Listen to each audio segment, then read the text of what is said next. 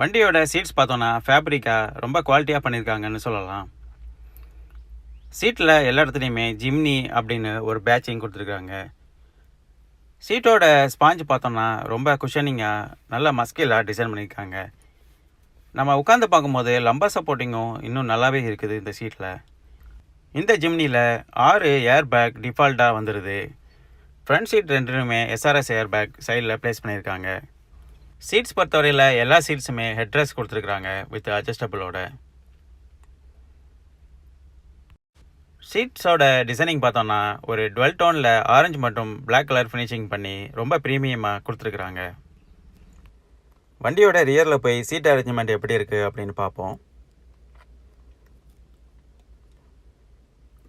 Rear door பொறுத்தவரையில் இதுலேயும் heart plastic use பண்ணி ரொம்ப சிம்பிளாக டிசைன் பண்ணியிருக்காங்க.